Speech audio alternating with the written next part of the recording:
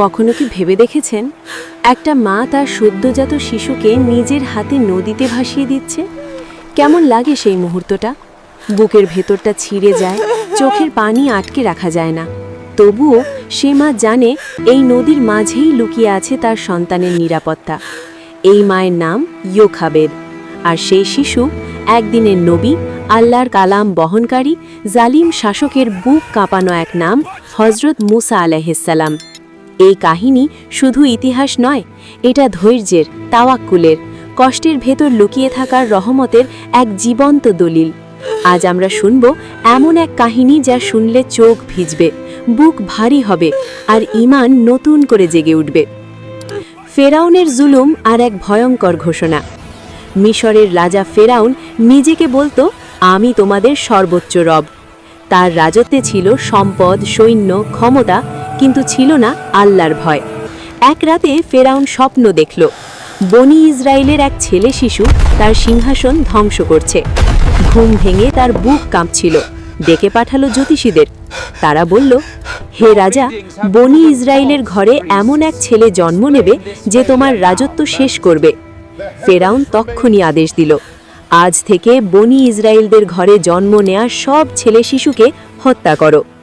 শহরের অলিতে গলিতে কান্নার শব্দ, নবজাতকের লাশ, মায়েদের হাহাজারি। বাতাস ভারী হয়ে উঠল জুলুমে। এক মায়ের ঈমানের পরীক্ষা। এই ভয়াবহ সময়ে জন্ম নিল মুসা আলাইহিসসালাম। মা জানতেন এক মুহূর্ত দেরি মানেই মৃত্যু।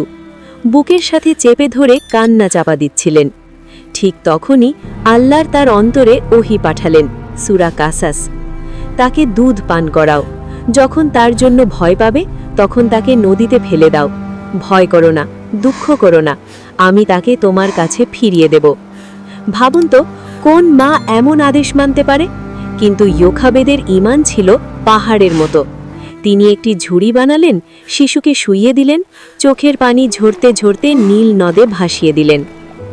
নদীর স্রোত আর আল্লাহর পরিকল্পনা। নদীর ঢেউ ঝুড়িটাকে নিয়ে চলেছে। কেউ জানে না এই শিশুই একদিন ফেরাউনের দরবারে আল্লাহর বার্তা নিয়ে দাঁড়াবে।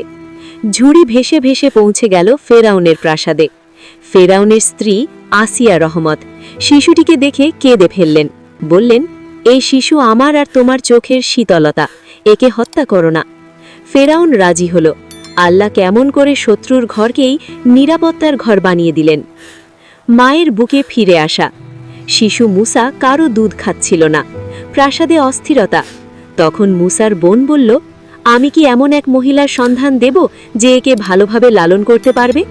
এভাবেই মুসা আলাইহিসসালাম ফিরে গেলেন নিজের মায়ের কোলে, ফেরাউনের ঘরেই, কিন্তু আল্লাহর কুদরতে। মা কাঁদছিলেন। এই কান্না দুঃখের নয়, শুকরের কান্না। যৌবনে পৌঁছে একদিন মুসা আলাইহিসসালাম দেখলেন এক কিবতী এক বনি ইসরায়েলিকে নির্যাতন করছে। তিনি থামাতে গিয়ে এক ঘুষি মারলেন। লোকটি মারা গেল। মুসা আলাইহিসসালাম ভেঙে পড়লেন। বললেন, হে আমার রব, আমি নিজের উপর জুলুম করেছি, আমাকে ক্ষমা করো। আল্লাহ ক্ষমা করলেন। কিন্তু ফেরাউনের দরবারে খবর পৌঁছে গেল। প্রাণ বাঁচাতে মুসা আলাইহিসসালাম মিশর ছেড়ে রওনা হলেন, একাই, নিঃস্ব, ভীত হৃদয়ে। মাদিয়ানের পথে ক্ষুধা, ক্লান্তি ও দোয়া। মাদিয়ানে পৌঁছে তিনি দেখলেন দুই নারী পানির জন্য অপেক্ষা করছে। তিনি তাদের সাহায্য করলেন। তারপর ছায়ায় বসে বললেন, হে আমার রব, তুমি আমাকে যা দেবে আমি তার মুখাপেক্ষী। এই দোয়ার ফলেই পেলেন আশ্রয়, বিয়ে, সম্মান। তুর পাহাড়ে আল্লাহর ডাক। এক রাতে আগুনের আলো দেখে এগিয়ে গেলেন। হঠাৎ ডাক এলো, হে মুসা, আমিই আল্লাহ। কেঁপে উঠল পাহাড়, লাঠি সাপে পরিণত হল। মুসা আলাইহিসসালাম নবুয়ত পেলেন। ফেরাউনের দরবারে সত্যের ঘোষণা।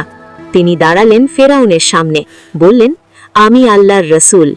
জাদুকরদের পরাজয়, ঈমান গ্রহণ, ফেরাউনের ক্রোধ, সব মিলিয়ে মিশর কাঁপতে লাগল। সমুদ্র বিভক্ত হওয়া, চূড়ান্ত বিজয়। বনি ইসরায়েল সামনে সমুদ্র, পেছনে ফেরাউন। সবাই চিৎকার করে বলল, আমরা ধ্বংস হয়ে গেলাম। মুসা আলাইহিসসালাম বললেন, না, আমার রব আমার সাথে আছেন। লাঠি মারতেই সমুদ্র দুই ভাগ, তারা পার হল। ফেরাউন ডুবে গেল। শেষ কথা, আমাদের জন্য শিক্ষা। এই কাহিনী শেখায় আল্লাহ দেরি করেন, অস্বীকার করেন না। জুলুম টিকে না। ঈমান থাকলে অসম্ভবও সম্ভব। আজ যদি আপনার জীবনেও অন্ধকার থাকে, মনে রাখবেন মুসা আলাইহিস সালামের রব আজও আছেন। শেষ নয়, এটা আমাদের নতুন শুরু।